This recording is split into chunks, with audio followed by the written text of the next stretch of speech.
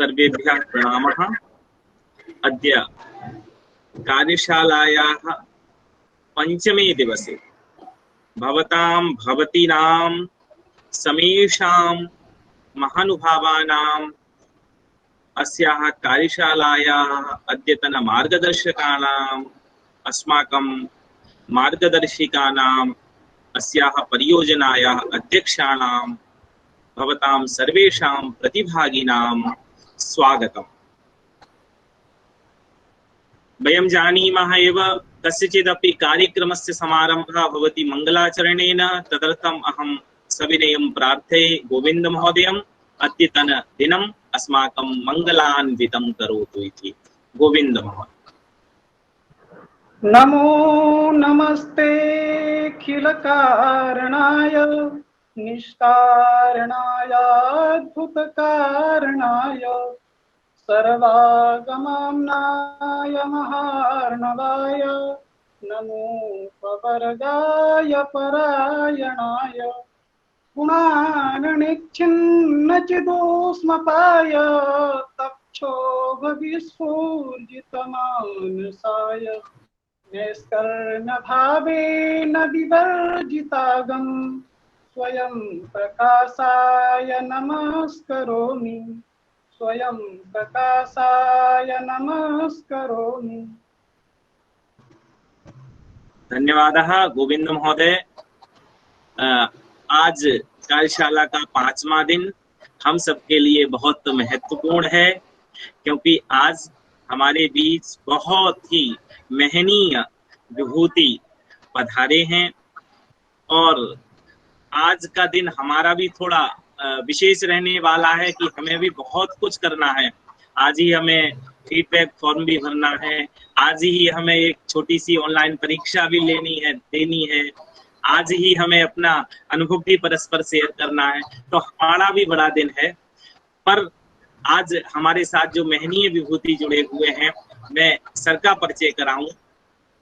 आज हमारे साथ में जो हैं वो काशी हिंदू विश्वविद्यालय के पूर्व शिक्षा संकाय प्रमुख प्रोफेसर प्रदीप चंद्र शुक्ल महोदय उपस्थित हैं। मैं सर का इस कार्यशाला में हमारे विश्वविद्यालय की तरफ से, शिक्षण अधिगम केंद्र की तरफ से स्वागत करता हूं, अभिनंदन करता हूं, प्रणाम करता हूं और वंदन करता हूं। सर का 4 दशकों का अनुभव है। 40 वर्षों से शिक्षा जगत में वो अपना महनीय योगदान दे रहे हैं और आपके मार्गदर्शन में अनेकानेक शोध छात्रों ने शोधोपाधि, पीएचडी उपाधि प्राप्त की है। आपने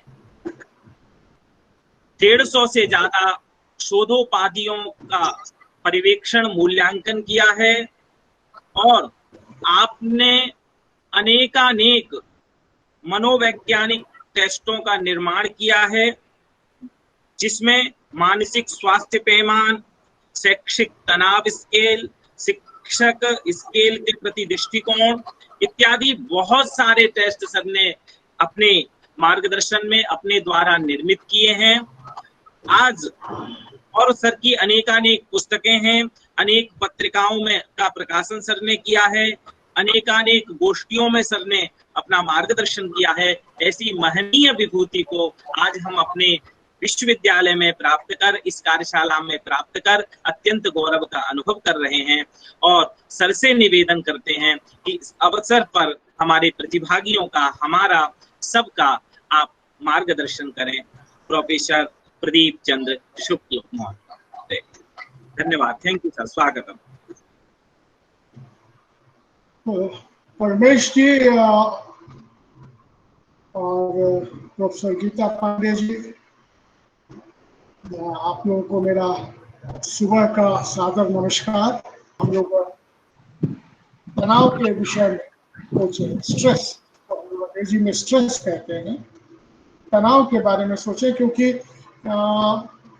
लगभग 11 साल से काशी हिंदू विश्वविद्यालय में मैं career guidance and counselling cell मैंने ही एक तरह से स्थापित किया था और उसमें बच्चों के साइकोलॉजिकल मनोवैज्ञानिक परामर्श के लिए, तनाव के लिए उसमें मैं कार्यरत हूँ। और बहुत सारे विश्वविद्यालय के बच्चे, और अब तो ये हमारा जो हमारी संस्था जो है आसपास के इलाकों में भी बड़ी मशहूर हो रही है, क्योंकि इस तरह की कोई व्यवस्था कहीं भी किसी भी कॉलेज या यूनिवर्सिटी में देखने को नहीं मिली है। तो बहुत ज़्यादा एजुकेशनल साइकोलॉजी में हम लगे रहे और ज़्यादा उसी में पढ़ना पढ़ाने का काम होता रहा। लेकिन जब मैंने देखा कि नौजवान पीढ़ी जो है वो स्ट्रेस से इतना ज़्यादा परेशान है कि उसको कोई जगह नहीं मिलती है जहां जाकर वो अपने स्ट्रेस के लिए, स्ट्रेस से रिलेटेड बातों को कर सके और स्ट्रेस को समझ सके। स्ट्रेस एक ऐसा वेरिएबल है, एक ऐसा तत्व है जो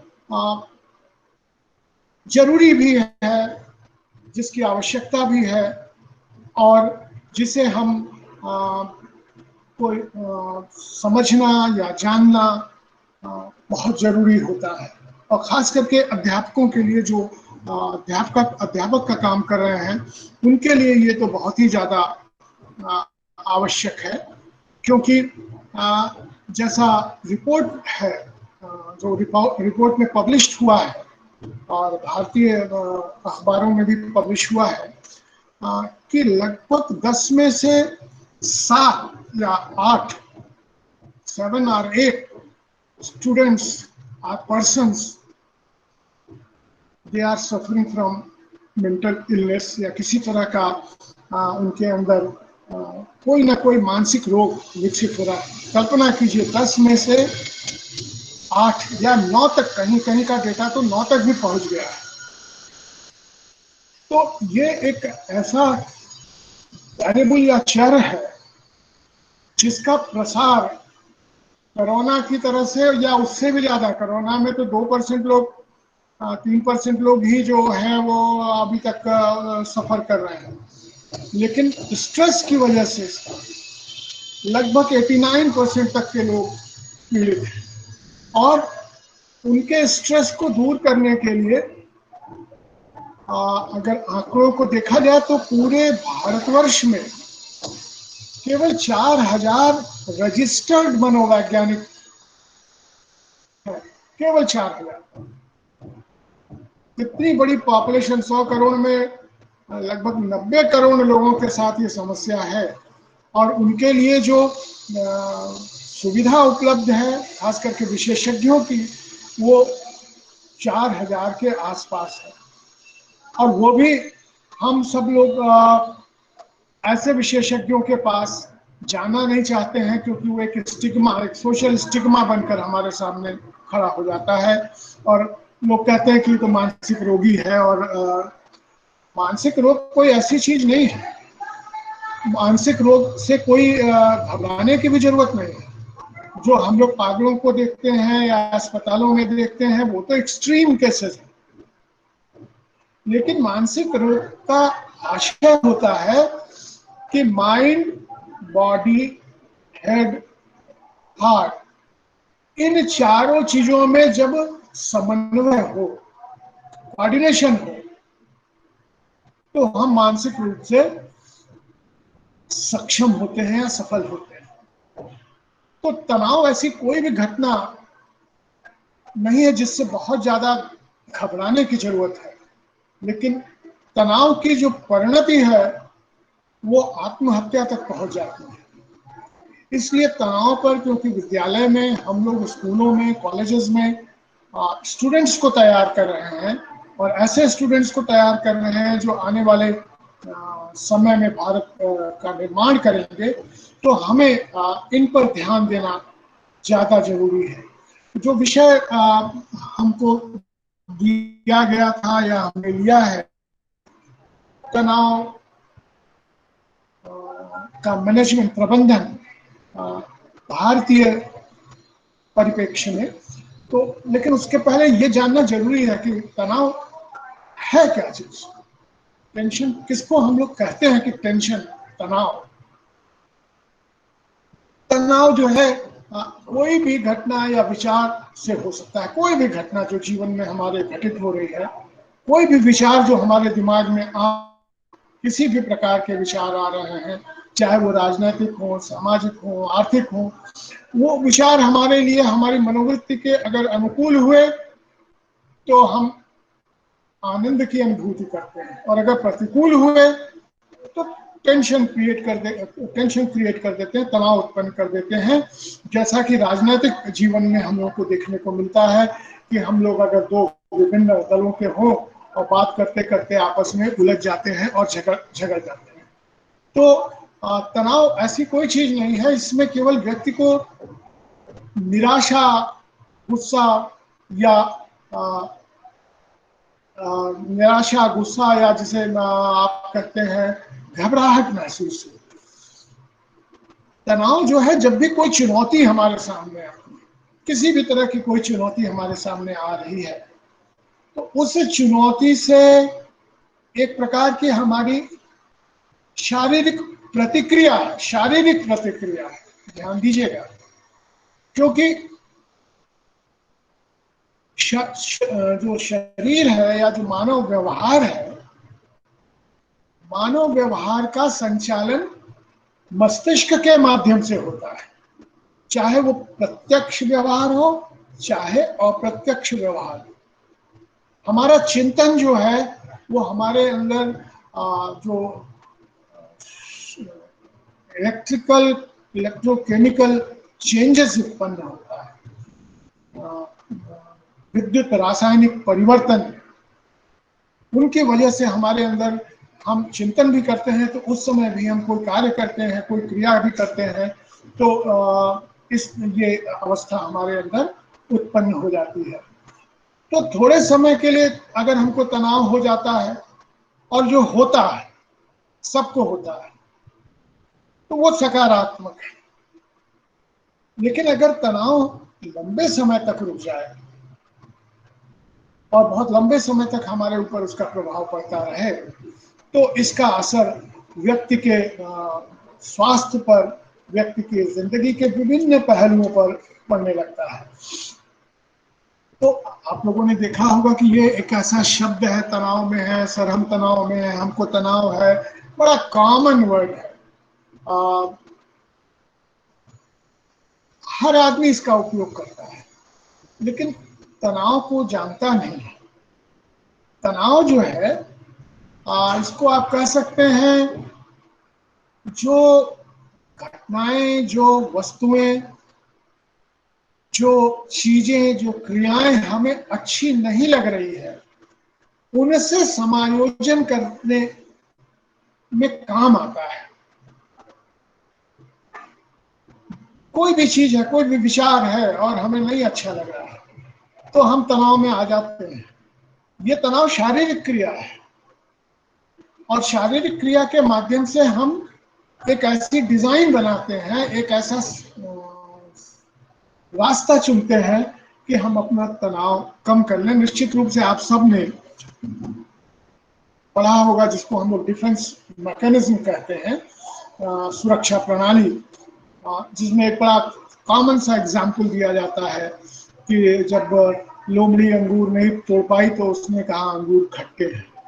तो तनाव को दूर करने के लिए उसने एक प्रोसेस अडॉप्ट किया, एक डिजाइन बनाई, और उसने तनाव को दूर करके अपने आप को समायोजित करने की कोशिश किया, अपने आप को वातावरण से एडजस्ट करने की कोशिश किया। तो दूसरा जो एक शब्द आप लोग, एक वाक्य हमेशा सुनते रहते हैं, आवश्यकता ही आविष्कार की जननी है। तो आवश्यकता जो है वो तनाव पैदा करती है, और तनाव के वजह से हम आविष्कार करते हैं। तो इसका क्या मतलब हुआ कि तनाव हमारे अपने विकास के लिए और समाज के विकास के लिए जरूरी है। हमारा अपना भी विकास, अगर आप प्याजे और एरिक्सन वगैरह को पढ़िए तो आप देखेंगे कि उन लोगों का कहना यह है कि हमारा व्यक्तित्व का भी जो विकास है वो जो क्राइसिस हमारे जीवन में आती है, जो समस्याएं हमारे जीवन में आती है, उनसे जब हम प्रतिक्रिया करते हैं तो उस प्रतिक्रिया का के परिणाम स्वरूप हमारा अपना विकास होता है, हमारा अपना डेवलपमेंट होता है, जिसको जो एजुकेशन का भी कहा जाता है, चतुर्दिक विकास की प्रक्रिया है। तो इसीलिए आजकल एक नई विचारधारा जन्म ले रही है कि वो अध्यापक अच्छा नहीं है, वो अध्यापक अच्छा नहीं है जो बालकों के सारे प्रश्नों का उत्तर दे देता है, बल्कि वो अध्यापक अच्छा है जो बालकों के अंदर जिज्ञासा उत्पन्न कर देता है, सेल्फ लर्निंग के लिए उनको प्रेरित कर देता है। और इसको करने के लिए उनके अंदर तनाव को लाना एक कला है, जो अध्यापक को मालूम होना चाहिए कि इस के माध्यम से हम बच्चे के अंदर स्व लर्निंग की भावना को डेवलप कर सकेंगे, सेल्फ लर्निंग को हम डेवलप कर सकेंगे। तो आप कह सकते हैं कि तनाव जो है किसी आवश्यकता के प्रति हमारे शरीर की एक स्वाभाविक प्रतिक्रिया है, एक नेचुरल रिस्पॉन्स है। इसलिए टेंशन न तो डिजीज है और न ही टेंशन जो है वो एग्रेशन या क्रोध है। कोई क्रोध में है इसका ये मतलब नहीं है कि वो टेंशन में है। टेंशन जब परसिस्ट करता है फॉर ए लॉन्गर पीरियड, एक लंबे समय के लिए, तब वो कन्वर्ट हो जाता है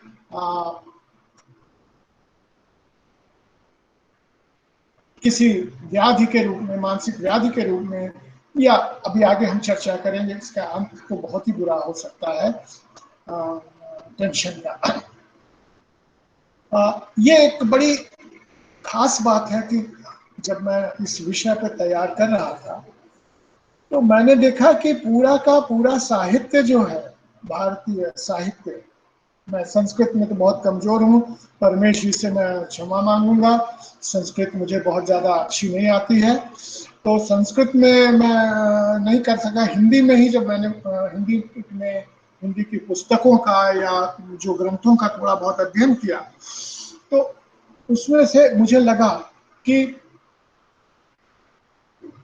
तनाव के प्रति जो प्रतिक्रिया हमारी है ये हमारे विगत के अनुभवों पर और जो हमारा वंशानुक्रम है उससे निर्धारित होती है। जैसे अगर पिता बहुत गुस्से वाली प्रवृत्ति का है तो संभावना ये रहती है कि बेटा भी उसी तरह की प्रवृत्ति का निकल आएगा। हालांकि इसमें बड़ी कंट्रोवर्सी है जिसको हम लोग नेचर वर्सेस नर्चर कंट्रोवर्सी कहते हैं, लेकिन फिर भी देखने में ये आता है कि जेनेटिक इन्फ्लुएंस जो है, जेनेटिक ट्रेट्स जो हैं, जो जीन्स के गुण हैं, उन गुणों की समानता के कारण यह अवस्था उत्पन्न हो जाती है।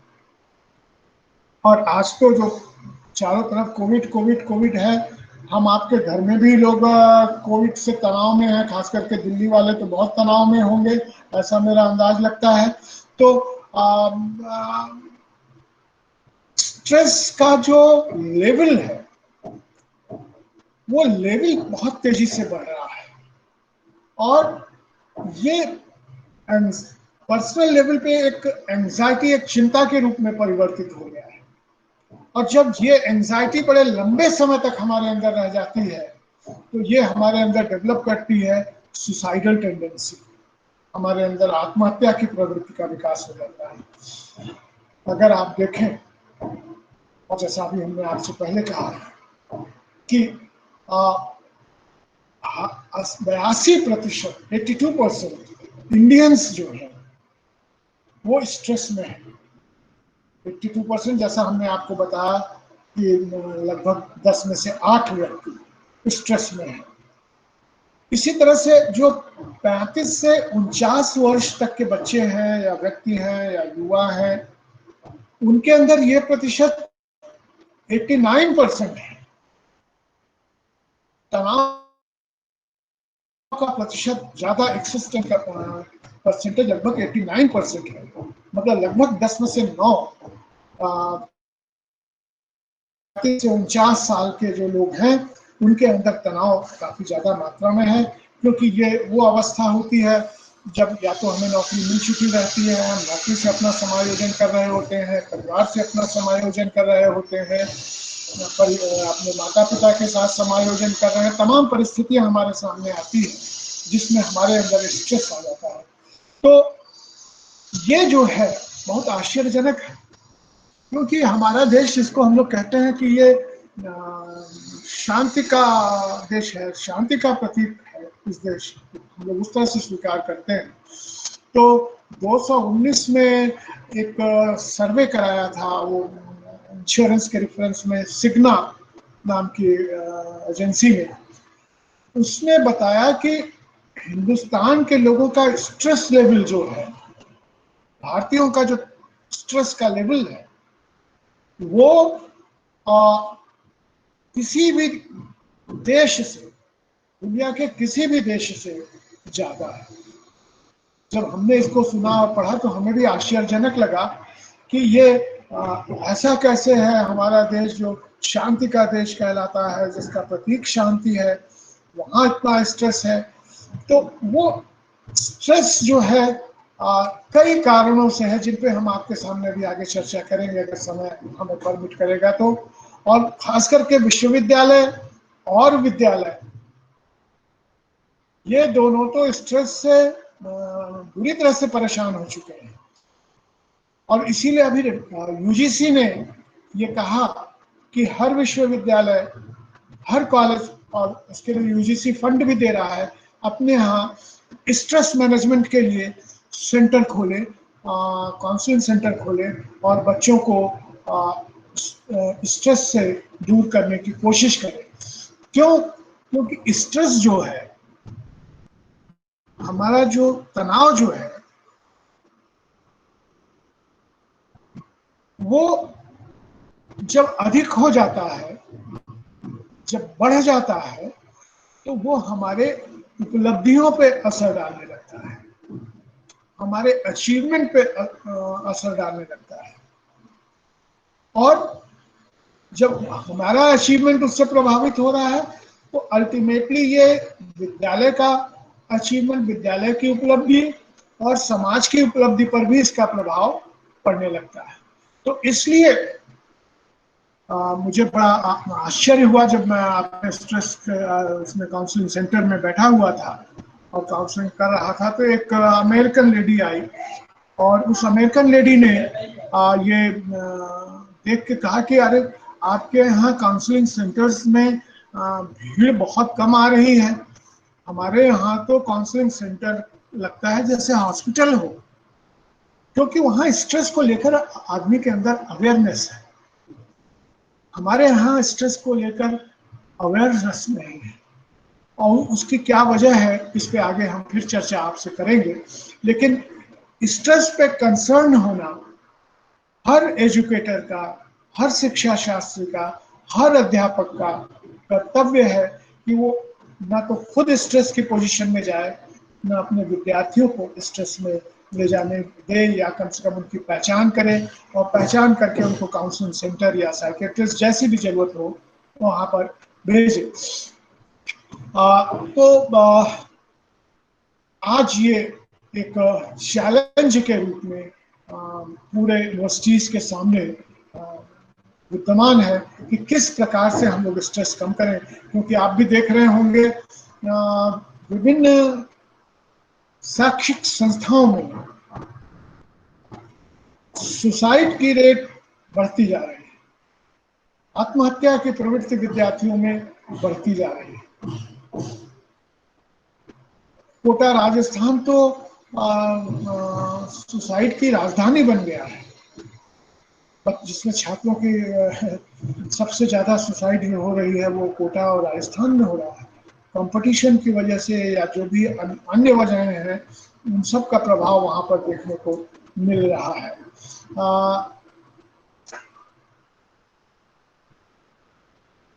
लगभग अगर आप आंकड़ों को देखिए, बड़े चौंकाने वाले आंकड़े हैं। स्ट्रेस की वजह से लगभग प्रतिदिन 6.5 स्टूडेंट्स, ये एवरेज है इसलिए क्योंकि आदमी पॉइंट में नहीं हो सकता, लेकिन एवरेज है 6.5 individual students per day Hindustan में सुसाइड कर रहे हैं, जो कि आप अंदाज लगा सकते हैं जिसके घर में सुसाइड होती है और खास करके युवा सुसाइड करता है, उस परिवार के अंदर मन स्थिति, उस परिवार की सामाजिक स्थिति और उस परिवार का या उस सोसाइटी का भाई बहनों पे और माता पिता पे पड़ने वाले प्रभावों का आप अंदाज लगा सकते हैं। ऐसा माना जाता है कि जो खतरे वाली चीजें हैं दुनिया में, जैसे दुर्घटना है, बीमारी है, तो सुसाइड जो है और स्ट्रेस जो है ये तीसरे नंबर का कारण है पूरे विश्व में, जिससे व्यक्ति को नुकसान पहुंच रहा है या व्यक्ति दूसरे को नुकसान पहुंचा रहा है। एक सर्वे में ये देखने को मिला है कि लगभग 15% भारतीय जो हैं, जो स्ट्रेस्ड, जिनके अंदर तनाव है, इसमें 15% भारतीय ऐसे हैं जो अपने शरीर के अंदर शारीरिक क्रियाओं में तनाव महसूस करते हैं या डिस्कम्फर्ट महसूस करते हैं। ये आपको मिल जाएगा, वो देखे ना, थोड़ा माफ कीजिए बोल जाते हैं अंग्रेजी भी कभी कभी, वो अपने आप को समायोजित नहीं कर पा रहे हैं और वो डिस्कम्फर्ट को शो करते हैं कि उनके अंदर डिस्कम्फर्ट है। इसी तरह जब देखा गया तो 48% विद्यार्थी जो हैं, 48% वो एक्सट्रीमली स्ट्रेस्ड है। अब मैं आप लोगों को कुछ घटना सुनाता हूँ जो हमारे काउंसलिंग सेंटर में हुई। वहाँ एक बच्चा आया जो कि साइकेट्री डिपार्टमेंट में से रिफर करके भेजा गया था। वो उसके अंदर टेंडेंसी थी कि वो अपने शरीर को ब्लेड से, चाकू से काट लेता था बार बार, और उसके माँ बाप उसको लेकर हमारे सेंटर पर आए, परामर्श केंद्र पर आए, और हम लोगों ने उनकी हिस्ट्री सब लिया। और इसको हम लोग सेल्फ हार्म कहते हैं, tendency of self harm. Self harm आदमी इसलिए करता है कि वो अपने को दिखाना चाहता है, वो कुछ और तो कर नहीं सकता है, या तो दूसरे को मारे या खुद को मारे। तो सेल्फ हार्म इसलिए करता है कि लोगों की सिंपैथी पाना चाहता है, लोगों की सहानुभूति पाना चाहता है, लोगों को अपनी बात बताना चाहता है, इसलिए सेल्फ हार्म करता है। उसी का परिणति सुसाइड है। तो ये जो बच्चा आया, इस बच्चे को जब हम लोगों ने इसका इंटरव्यू लिया और इसकी काउंसलिंग की, तो हम लोगों को ये पता चला कि इस बच्चे में के पेरेंट्स में आपस में काफ़ी झगड़ा होता है, और इतना होता है कि दोनों एक दूसरे से अलग रहते हैं और दूर रहते हैं, और ये बच्चा पेरेंट्स में अच्छे रिलेशनशिप को तलाशता है, लेकिन वो बड़ा मुश्किल हो जाता है क्योंकि दोनों वर्किंग हैं, दोनों काम पे चले जाते हैं, और जब शाम को आते हैं तो दोनों का अधिकार एक बराबर होता है। कहते हैं हम तुमसे कम नहीं, वो कहेगा हम तुमसे कम नहीं, और संघर्ष शुरू हो जाता है। बच्चे को कहीं रास्ता नहीं मिल पाता है। तो ये एक्सट्रीम स्ट्रेस का परिणाम है कि वो सेल्फ हार्म करना शुरू कर देता है। तो जैसा कि हमने आपको बताया कि हमारे देश में स्ट्रेस की पोजीशन लगभग विश्व में सबसे अधिक है, 89% हमारे यहाँ है, जबकि विदेशों का जो एवरेज परसेंटेज है वो 86% है। तो उससे अधिक हमारे यहाँ स्ट्रेस की स्ट्रेस्ड स्टूडेंट्स रहते हैं। स्ट्रेस, तनाव बढ़ जाता है जब हमें ये नहीं समझ में आता कि इस परिस्थिति से निकलने के लिए, बाहर निकलने के लिए हमारे पास कोई रास्ता नहीं है, क्योंकि स्ट्रेस जो पैदा होता है वो किसी आवश्यकता से, जैसा अभी शुरू में हम लोगों ने बात किया, स्ट्रेस किसी आवश्यकता से पैदा हो और आवश्यकता की पूर्ति के लिए हम लोग आगे बढ़ते हैं। तो ये जो समय है स्ट्रेस का होता है, और आवश्यकता की पूर्ति में कुछ बाधाएं आती हैं। अगर वो बाधाएं दूर हो गई तो हमारी आवश्यकताओं की पूर्ति हो गई, और अगर उन बाधाओं को हम दूर नहीं कर पाए तो हमारी आवश्यकताओं की पूर्ति नहीं हो पाई। और उसके कई तरीके सुझाए गए हैं कि उन तरीकों से, उन प्रयासों के माध्यम से अपनी आवश्यकताओं को पूरा करने की कोशिश करते हैं या कोई और मार्ग अपना लेते हैं। लेकिन जब ये अवस्था लंबे समय तक रहता है तो ये हमारे अंदर होपलेसनेस पैदा कर देता है, हेल्पलेसनेस पैदा कर देता है। हम निराशावादी हो जाते हैं, हमारे अंदर कोई उम्मीद नहीं बचती कि नहीं अब हम कुछ नहीं कर सकते। हमारा चिंतन, जब कोई रास्ता नहीं मिल रहा है तो हमारा चिंतन जो है वो एक तरह से उस पर बंधन लग जाता है और बंध जाता है।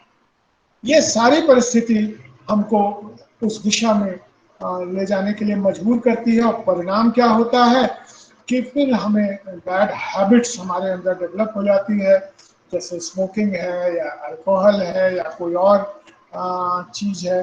क्योंकि हमारा जो जजमेंट, जो हमारा निर्णय लेने की एबिलिटी है, निर्णय की जो योग्यता है, वो एक्सट्रीम स्ट्रेस के समय लगभग खत्म हो जाती है।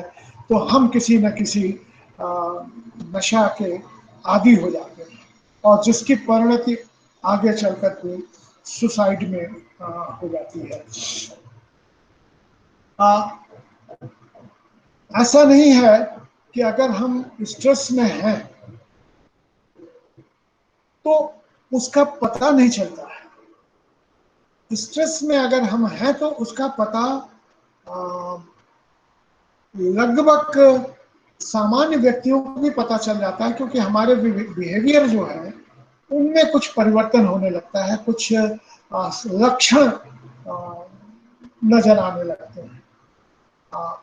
कभी कभी ये शारीरिक होते हैं, कभी कभी ये सामाजिक होते हैं, कभी कभी ये मानसिक होते हैं।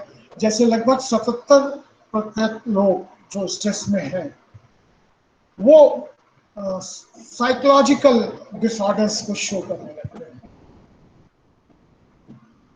साइकोलॉजिकल बिहेवियर को शो करने लगते हैं, साइकोलॉजिकल इलनेस को शो करने लगते हैं। लगभग 77% स्ट्रेस्ड पीपल, जैसे हैमरिंग है, अगर हैमरिंग जिसको आप हिंदी में कहते हैं हकलाना, एक बड़ा सिंपल सा एग्जांपल है हकलाना। जब हम बहुत ज़्यादा स्ट्रेस में होते हैं तो हमारी वाणी में हकलाहट आ जाती है। ये एक छोटा सा लक्षण है, अभी इन पर हम फिर आपसे बात करेंगे। तो इन लक्षणों का प्रदर्शन आरंभ हो जाता है, और उनके माध्यम से हम ये जान जाते हैं कि ये व्यक्ति स्ट्रेस में है। स्ट्रेस का कारण पता लगाने की आवश्यकता होती है। जब हम बहुत ज़्यादा स्ट्रेस में होते हैं तो आपको अगर स्ट्रेस की अवस्था में रहे होंगे तो आप देखे होंगे कि नींद भी गायब हो जाती है, हम ज़्यादा खाने लगते हैं। एक बार मन की बात में हमारे प्राइम मिनिस्टर ने भी, मोदी जी ने भी इस बात को समझा था, और लगभग 27 मार्च 1917 को मन की बात जो उनकी प्रसारित हुई थी उसमें उन्होंने कहा था कि जो हमारे लोग के अंदर जो डिप्रेशन आ रहा है उसके बारे में उन्होंने कहा कि हम लोग उस डिप्रेशन को दूर करना चाहिए या उसकी भी व्यवस्था की जानी चाहिए। लेकिन अगर आप देखें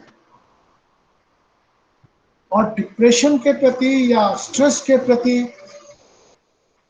राष्ट्रीय नजरिया देखें, भारत का नजरिया देखें, तो अभी हम शिक्षा पे ही अपने बजट को नहीं बढ़ा पाए, जबकि मेंटल हेल्थ पर यूएस जो है, अमेरिका जो है, वो लगभग 30,000 करोड़ रुपए खर्च करता है मानसिक स्वास्थ्य, स्ट्रेस से निकलने के लिए 30,000 करोड़ रुपया। हमारे हमारे यहाँ स्थिति बिल्कुल विपरीत। हमारे यहाँ इतना पैसा नहीं, हम तो केवल जो बजट है उसमें 0.6%, केवल 0.6% मेंटल हेल्थ के लिए खर्च करते हैं, जो कि बहुत ही कम है।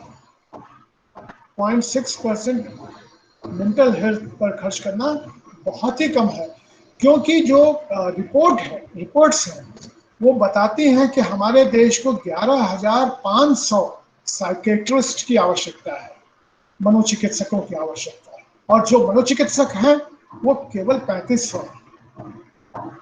आप अंदाज लगाइए कि ये मानसिक स्वास्थ्य के संदर्भ में हम कितना गंभीर हैं। और थोड़ा सा गलती हो गई, मैंने 0.6 कहा, वास्तव में ये 0.06% है बजट का, 0.06%, जो कि बांग्लादेश एक छोटा सा देश है जिसमें 0.44% बजट में उसके लिए प्रबंध किया जाता है, उससे भी कम हमारे यहाँ, हमारे देश में है। मानसिक स्वास्थ्य, जैसा हमने आपको बताया, या स्ट्रेस निश्चित रूप से व्यक्ति के अचीवमेंट को, समाज के अचीवमेंट को प्रभावित करता है। इसलिए जो हमारे प्रधानमंत्री जी ने कहा था मन की बात में कि डिप्रेशन के लिए हमको व्यवस्था करनी चाहिए, तो हम लोगों को ये सोचना चाहिए कि कैसे हम फंड बढ़ाएं। तो विश्वविद्यालयों में, शिक्षण संस्थानों में सबसे ज्यादा तनाव ग्रसित कौन है? आप सब लोग सोचिए। शिक्षक है, अध्यापक है, छात्र है,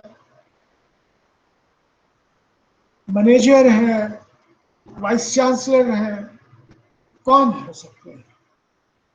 तो निश्चय मानिए कि सबसे ज्यादा तनाव ग्रसित छात्र हो गए इन सब की तुलना में।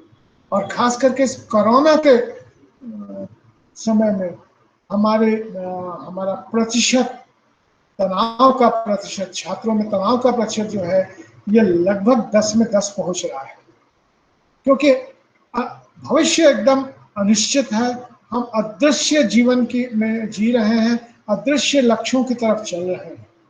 जब लक्ष्य हमारा सामने होता है तो हम निर्णय लेने में सक्षम होते हैं, कार्य करने में सक्षम होते हैं, उस दिशा में बढ़ने के लिए सक्षम होते हैं।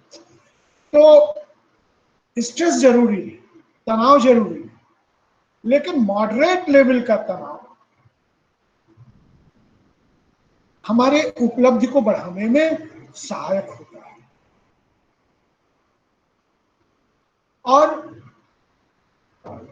जैसे जैसे तनाव बढ़ता जाता है, मॉडरेट से अलग बढ़ता है, तो हमारे अंदर फटीग और एग्जॉशन, थकान और जिसे आप कहते हैं एकदम एग्जॉस्ट हो गए हैं, इसकी प्रवृत्ति आती है। और आगे चलिए तो बर्नआउट और ब्रेक डाउन हो जाता है, और अंत में चलकर सुसाइड में इसकी परिणति होती है।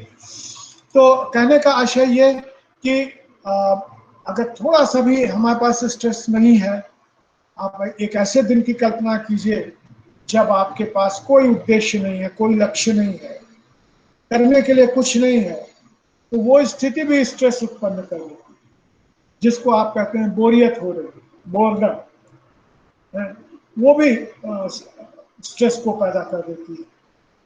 लेकिन मॉडरेट लेवल अगर थोड़ा सा स्ट्रेस है तो वो हमारी कार्य की क्षमता को बढ़ा देता है, हमारे उपलब्धियों को बढ़ा देता है। लेकिन अगर ये स्ट्रेस टू मच हो जाए, बहुत अधिक हो जाए, जैसे अगर आप नॉर्मल प्रोबेबिलिटी कर्व ड्रॉ कीजिए, मेरे ख्याल से अधिकांश लोग जानते होंगे नॉर्मल प्रोबेबिलिटी कर्व।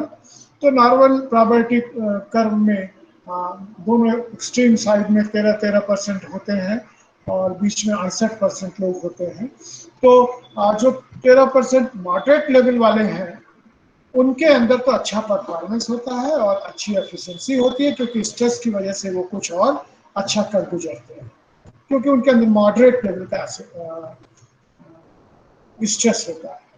लेकिन जो बिल्कुल भी स्ट्रेस नहीं है, उनसे आप कुछ उम्मीद नहीं कर सकते हैं, और ये थोड़ा मुश्किल भी होता है, लेकिन उनकी भी संख्या होती है जो स्ट्रेस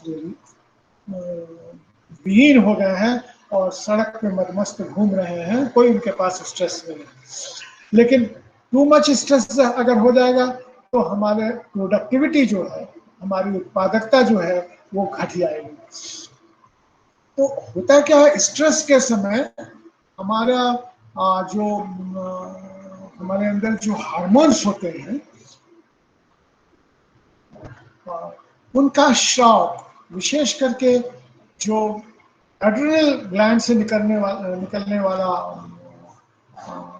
हार्मोन है, जिसको हम एड्रिनल कहते हैं, वो ज्यादा मात्रा में निकलने लगता है, उसकी ज्यादा उत्पत्ति हो जाती है, और उसकी उत्पत्ति से हमारे सारे शरीर के फंक्शन के ऊपर उसका प्रभाव पड़ जाता है, सारी कार्यक्षमताओं पे प्रभाव पड़ता है। क्योंकि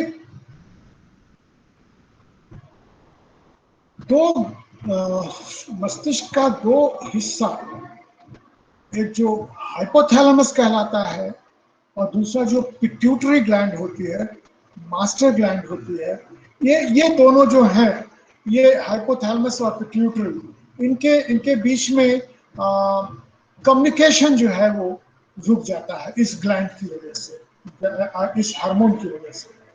और जब ये हार्मोन बाहर निकलने लगता है या हमारे रक्त में मिलने लगता है, तो हमारे अंदर एक तरह की असहाय होने की अवस्था उत्पन्न हो जाती है। देखा जाए तो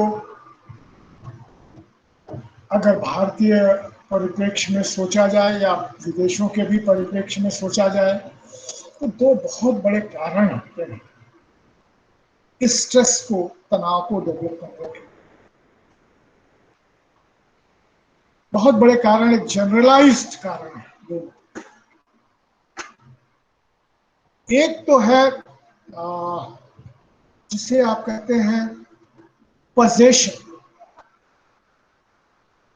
पोजेशन का मतलब बहुत सारी चीजों को हम पाना चाहते हैं, बहुत सारी चीजों को हम इकट्ठा करना चाहते हैं, बहुत सारी चीजों को अपने साथ रखना चाहते हैं, अपना अधिकार चाहते हैं, तो ये पोजेशन के अंतर्गत आ जाएगा।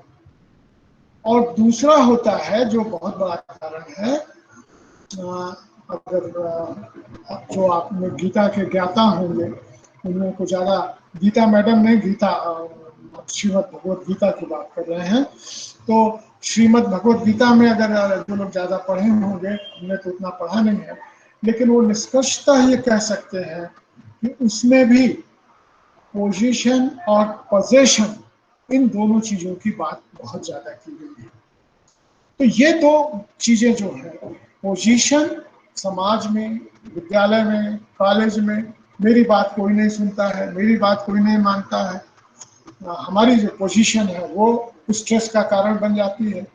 पोजीशन, हमारे पास ये नहीं है, हमारे पास वो नहीं है, हमको बहुत ज़्यादा सोशल प्रेस्टीज नहीं है, तो ये सब जो है, ये पोजीशन और पोजीशन, ये दो बहुत इम्पोर्टेंट तत्व हैं जो स्ट्रेस के लिए जरूरी है।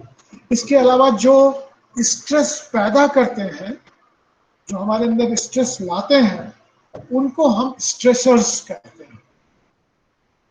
एक तरह से स्ट्रेस ही स्ट्रेसर्स हो जाता है, लेकिन स्ट्रेसेस जो है, जैसे आपका स्कूल खुद स्ट्रेस क्रिएट कर सकता है, कॉलेज डिपार्टमेंट स्ट्रेस क्रिएट कर सकता है, आपका काम आपको स्ट्रेस कर सकता है, आपका परिवार आपके अंदर स्ट्रेस, जितनी भी हमारे चारों तरफ की चीजें हैं, they all are related with stress. वो सब हमारे अंदर स्ट्रेस पैदा करते हैं, क्योंकि वो रोज एक नया चैलेंज हमारे सामने रखती है, और उन चैलेंजेस को दूर कर पाने तक हमारे अंदर स्ट्रेस की अवस्था बनी रहती है।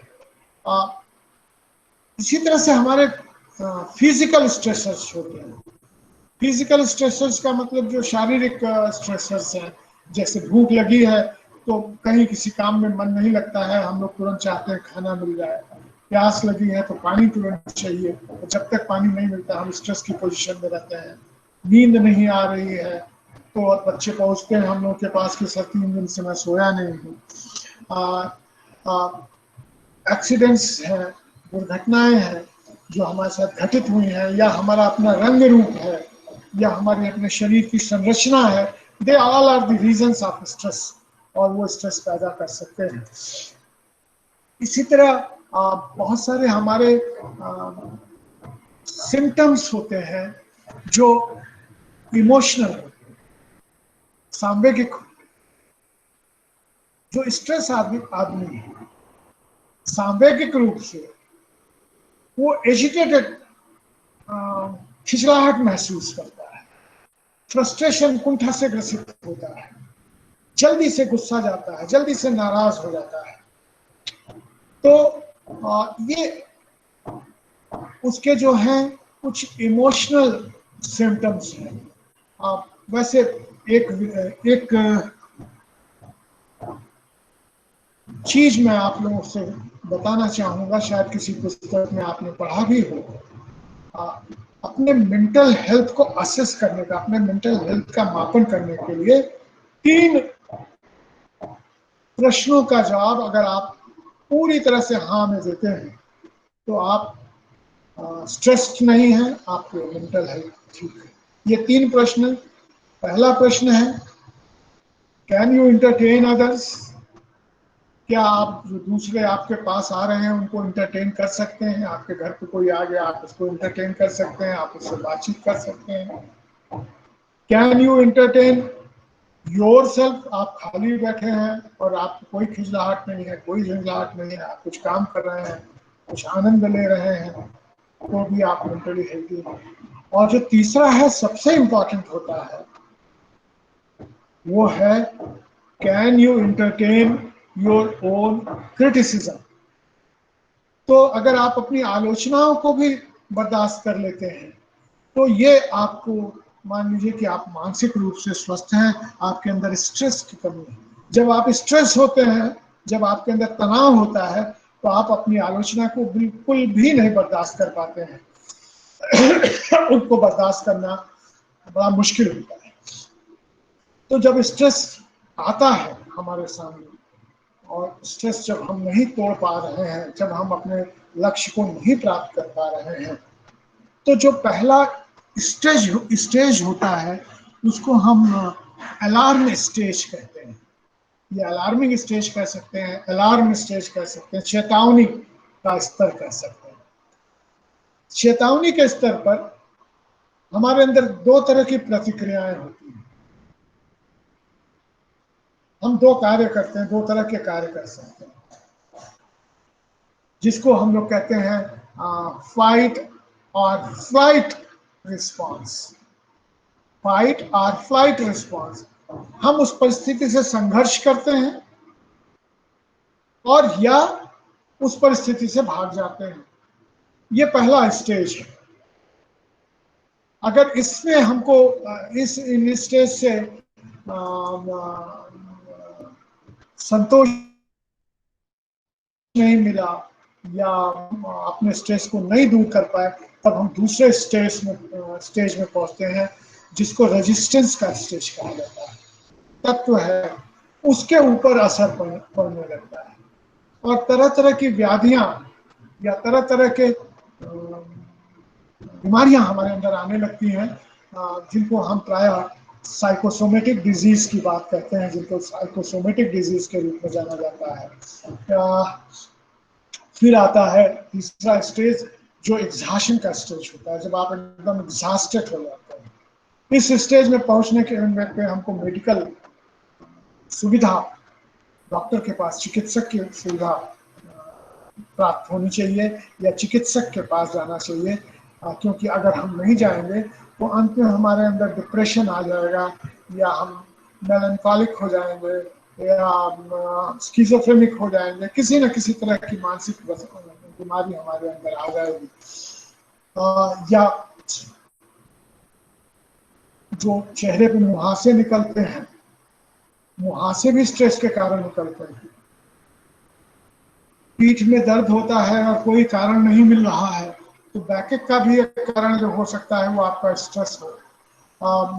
अगर आपको सिर में दर्द हो रहा है तो उसका भी एक कारण हो सकता है स्ट्रेस हो। पेट अपसेट हो गया है, वो भी कारण हो सकता है कि स्ट्रेस हो।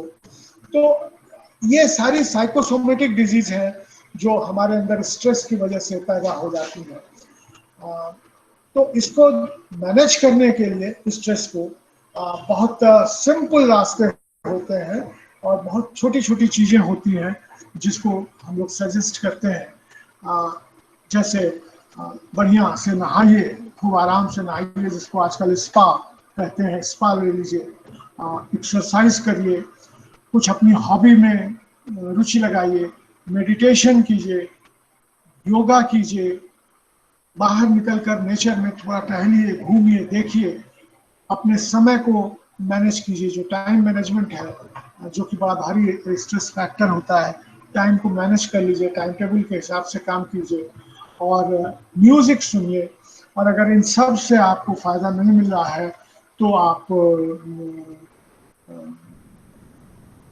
चिकित्सक के पास जाइए, क्योंकि होता क्या है, जब आप स्ट्रेस में होते हैं तो ब्रेन से हमारे कुछ इलेक्ट्रिक वेव्स निकलती हैं। तो जब आप स्ट्रेस में होते हैं तो बीटा वेव्स निकलती हैं। बीटा वेव्स वो वेव्स होती हैं जिनकी जो फ्रीक्वेंसी है वो 1 सेकंड में 14 या 14 से अधिक होती है फ्रीक्वेंसी, आप समझते होंगे। तो 1 सेकंड में वो 14 या अधिक हो सकती है। तो जब ये बीटा वेव्स निकल रही है स्ट्रेस के समय, तो हमारा परफॉर्मेंस घट जाता है, हमारी लर्निंग घट जाती है। लर्निंग के लिए जरूरी होती है हमारे ब्रेन से अल्फा वेव्स निकले। ये अल्फा वेव्स जो हैं, ये 1 सेकंड में 4 से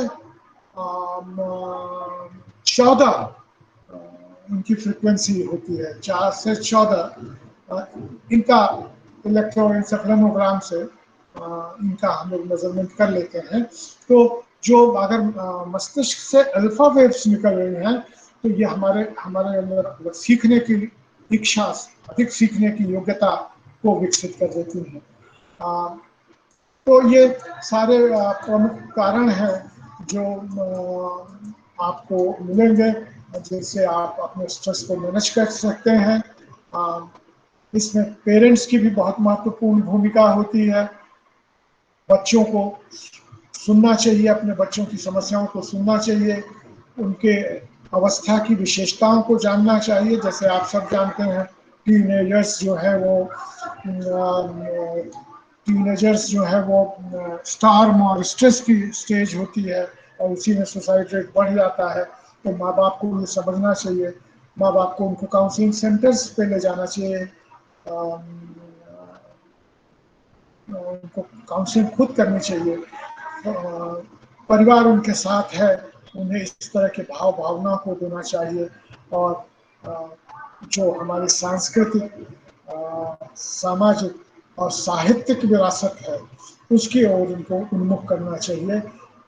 इस प्रकार से अगर हम देखें तो हम अपने स्ट्रेस को मैनेज कर सकते हैं।